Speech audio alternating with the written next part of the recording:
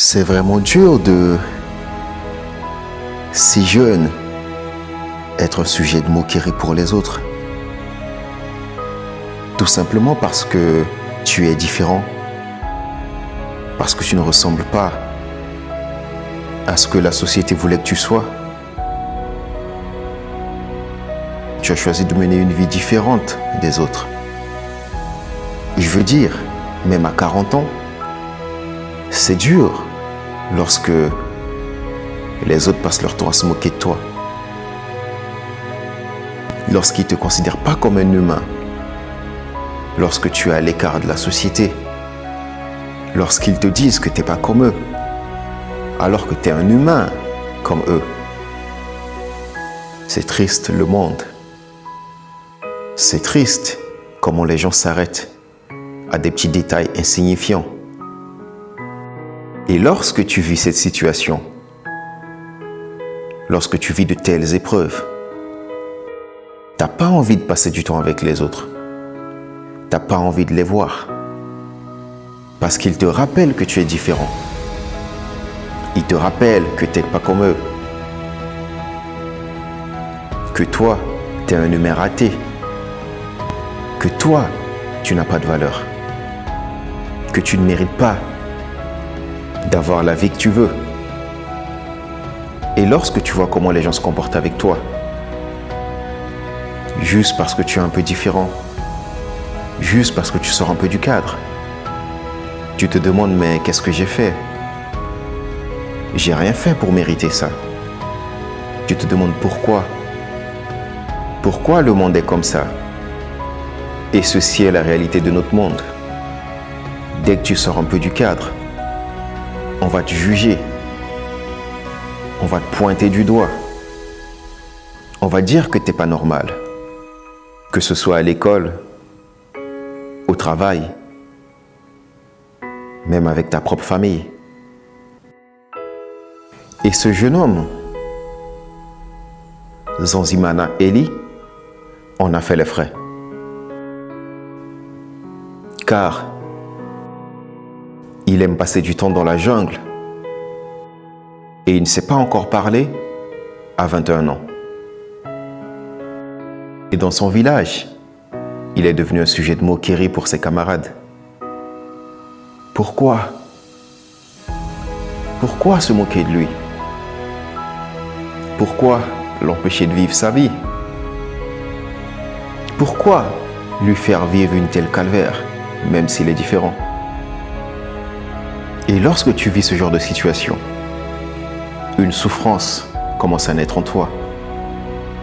Tu n'as plus envie de voir les autres. C'est pourquoi ce gamin allait trouver refuge dans la forêt. Parce que dans la forêt, il n'y a personne qui se moque de lui. Il n'y a personne qui le juge par son physique. Il n'y a personne qui lui fait sentir qu'il est différent. Il ne fait qu'un avec la nature. Et quand tu es différent, les autres, eux, ils pensent que c'est un handicap. Ils pensent que ta différence va t'emmener nulle part. Que parce que tu es différent, tu ne peux pas réaliser des choses dans ta vie. Que parce que toi, tu oses sortir du cadre, tu ne peux pas réaliser les mêmes choses qu'eux.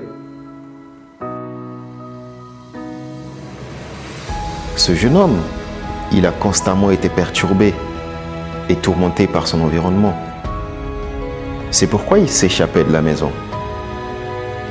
Il s'échappait de son environnement. C'est pourquoi il s'échappait de son entourage pour aller trouver refuge dans la forêt. Et c'est là que, quand les autres pensaient que c'est foutu pour lui, quand les autres pensaient qu'il ne pouvait jamais mettre les pieds à l'école, qu'il allait passer toute sa vie dans la forêt, que parce qu'il avait, entre guillemets, un certain handicap, il ne pouvait rien espérer, qu'il va mettre les pieds à l'école à 22 ans. C'est là qu'il va mettre les pieds à l'école, car il n'est jamais trop tard pour le faire, malgré qu'il a peur des gens, malgré qu'il s'enfuit lorsqu'il voit les foules.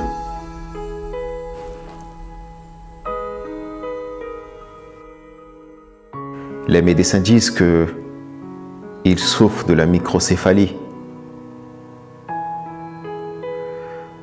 La microcéphalie est une malformation congénitale où la tête du bébé est plus petite que la normale en comparaison avec les bébés du même sexe et du même âge. Et les bébés atteints de microcéphalie ont souvent un cerveau qui n'est pas complètement développé.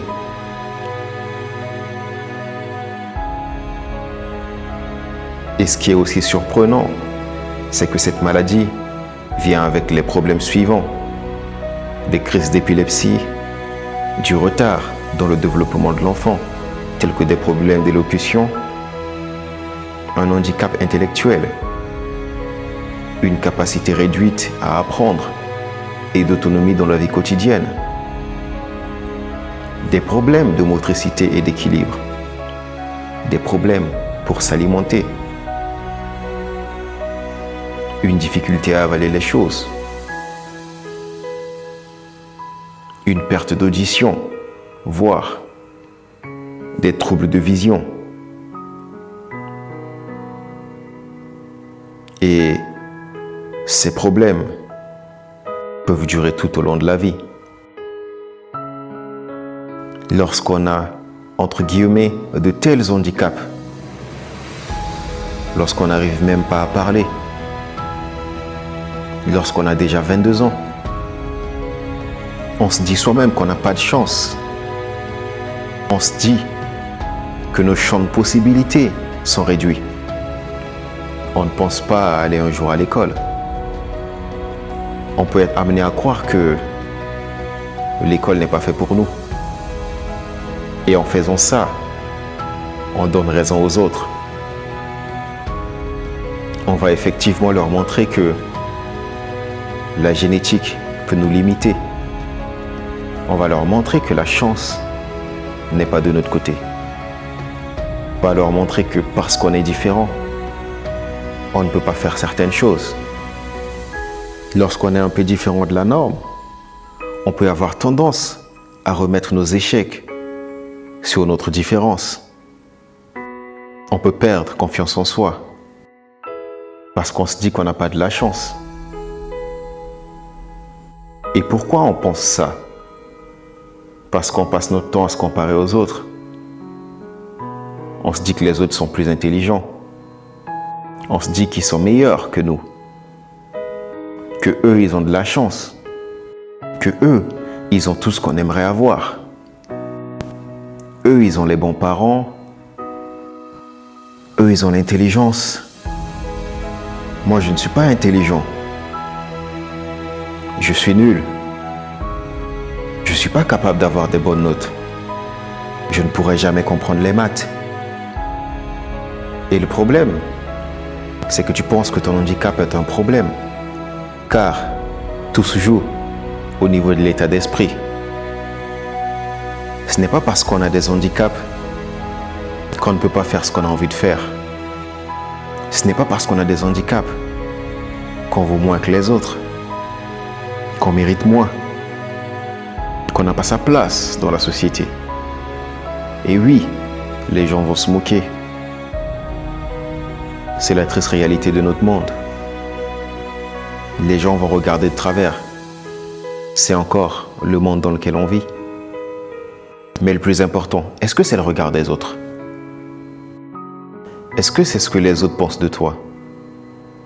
Est-ce que c'est ce que les autres disent sur toi? Est-ce que c'est le fait qu'ils te pointent du regard?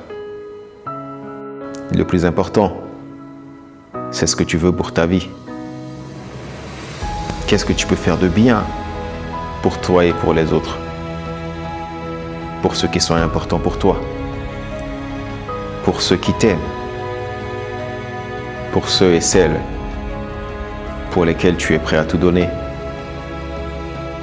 Pour ce que tu as envie de dire de toi à la fin de ta vie.